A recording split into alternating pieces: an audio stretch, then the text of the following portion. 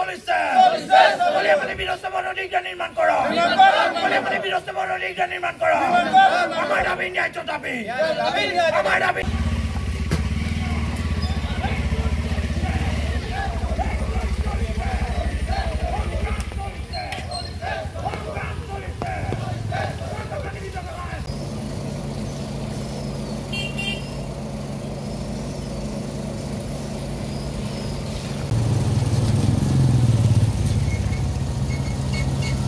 আজি অসম চাহ জনজাতি ছাত্ৰ সন্থা আঠাবাৰী ডিমৌ শাখা আঠাবাৰী উপশাখা চাহ শ্ৰমিক আৰু স্থানীয় ৰাইজৰ সহযোগত ডিমৌৰ পৰা আঠাবাৰীলৈ যোৱা পথটি অনিৰ্দিষ্ট কাললৈকে আমি বন্ধ ঘোষণা কৰিছোঁ।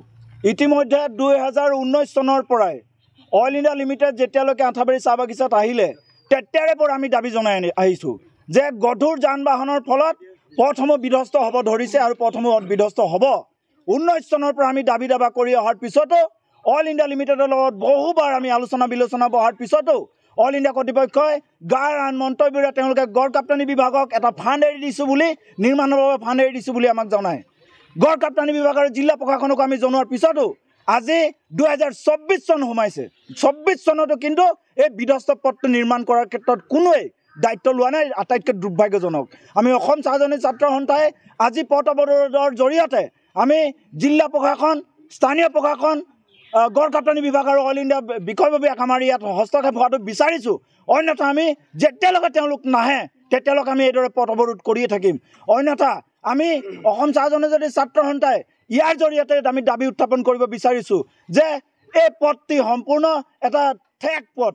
এই পথটো বহল কৰিবৰ কাৰণে আমি দাবী জনাইছোঁ, কিন্তু গধুৰ যান বাহনৰ কাৰণে পথটো দিনক দিনে বিধ্বস্ত হ'ব ধৰিছে আৰু প্ৰতিকূল বতৰত ছাত্ৰ ছাত্ৰী আৰু পথাচাৰীৰ যথেষ্ট অসুবিধা হৈছে। এই ৰাস্তাটোৱে কিমান গাঁও অহা যোৱা কৰে? আচলতে সৰহসংখ্যক গাঁৱে দিৰৈৰ পৰা হওক বকতা নেমুগুৰি দিৰৈ নদী যেতিয়া সংযোগী হৈছে কেইবাখনো বাগিচাৰ মূল কেন্দ্ৰবিন্দু হৈছে এই পথটি। এই পথৰ জৰিয়তে ডিমৌ অঞ্চলত হওক বা শিৱসাগৰ জিলালৈ বিভিন্ন পথাচাৰী অহা যোৱা কৰে, চিকিৎসালয়লৈ অহা যোৱা কৰে, ছাত্ৰ ছাত্ৰী বিদ্যালয় অহা যোৱা কৰে, কিন্তু এই পথটিৰ ওপৰত কোনো গুৰুত্ব নিদিয়াটো আটাইতকৈ দুৰ্ভাগ্যজনক আৰু চৰকাৰৰ এইটো ডাঙৰ বিফলতা। হয়, আজি আপোনালোকে গম পাইছে অসম চাহ ছাত্ৰ সন্থা ডিমৌ শাখাৰ উদ্যোগত তথা আঠাবাৰী উপশাখাৰ সহযোগত আৰু কলিয়াপানী চাহ বাগিচাৰ স্থানীয় শ্ৰমিক তথা স্থানীয় ৰাইজৰ সহযোগত আমি ডিমৌৰ পৰা যি হাৰিপৰা আলি দিৰৈঘাটৰ এই হাৰিপৰা আলি ৰাস্তা বন্ধ কৰিছোঁ। কেলৈ বন্ধ কৰিছোঁ আপোনালোকে গম পাইছে। আপোনালোকে আহোঁতে নিজে অনুভৱ কৰিছে যে এইটো বাটেৰে স্কুলীয়া ছাত্ৰ ছাত্ৰী বাকীটো ক'ব নাযাওঁ, স্কুলীয়া ছাত্ৰী ছাত্ৰী অহা যোৱা কৰোঁতে ইমানেই অসুবিধা হৈছে আপুনি ক'ব নালাগে। অইলৰ ডাঙৰ ডাঙৰ গাড়ী গৈ গোটেই ডাঙৰ ডাঙৰ গাঁত হৈ গৈছে। আমি অইল ইণ্ডিয়া কৰ্তৃপক্ষক কেইবাবাৰো ক'লোঁ। মাজতে আমি চাৰ্কুল অফিচকো লগ ধৰি তেওঁক জনাইছোঁ যে এনেকুৱা যে ৰাস্তাটো বেয়া হৈছে, আপোনালোকে অলপ কিবা এটা সিদ্ধান্ত লওক বা কিবা এটা কৰক, কিন্তু তেওঁলোকে একো ব্যৱস্থা নহ'ল। আজি আমি কলিয়াপানীবাসী ৰাইজে ইয়াত ওলাই আহি বন্ধ কৰিবলৈ বাধ্য হ'লোঁ। আৰু গোটেই প্ৰশাসনৰ অফিচখিনি এইটো ৰাস্তাতে আছে।